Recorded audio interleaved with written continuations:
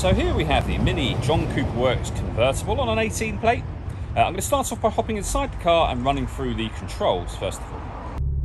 Okay, now they're inside the car, we're going to start with the dials. We have the rev counter on the left, speedometer in the middle, and fuel gauge over on the right hand side.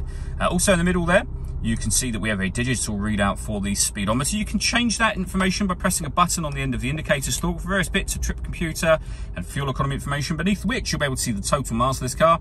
That's 17,944. If we back out to the steering wheel, on the left-hand side, first of all, we have cruise control and speed limiter, and on the right-hand side, both stereo and phone controls. You won't be able to use the phone controls in this car until after such time as you pair the phone up to the vehicle, which is done over on the central screen just here. So to pair the phone, you would go to the telephone heading, and then within that menu, you would go down to Bluetooth devices and pair your phone from there. All the movement that I'm making on the screen, I am making using this dial and the collection of buttons that surround it. The dial will do virtually everything, so you can rotate it, for example, to radio, push it down to enter that menu. You can rotate it to any one of the FM, AM, and DAB radio options you have. You can go back a page. You can go listen to your own music under the multimedia heading. A number of ways you can do that. You can see those being shown on screen now. They include Bluetooth audio. So not only can you stream your music wirelessly, you can also make and receive phone calls once you paired your phone, of course. And this car's got satellite navigation as well. A really nice, clear system, extra wide screen, as you can see on this car. We've done a video showing how the sat-nav works, which you can find on our website. And also on our YouTube channel as well. Working our way down, we have the dual zone climate control. So you can adjust the passenger temperature, the driver temperature. You can increase and decrease the fan speed.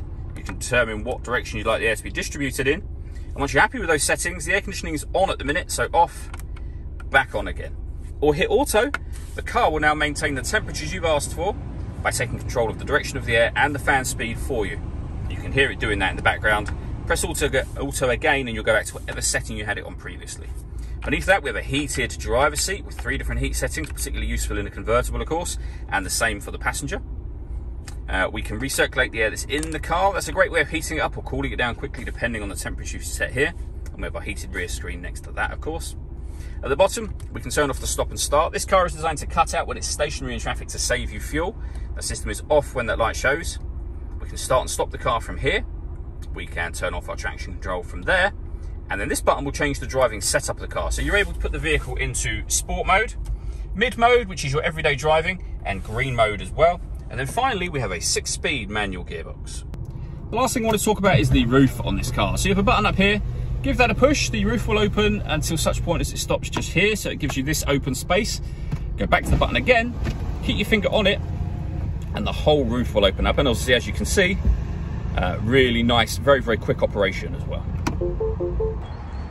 All that leaves me to say is thank you for taking the time to watch this video. If you'd like to come and see the car in person and have a test drive, please feel free to call any of our MJA sites. We'd love to hear from you soon.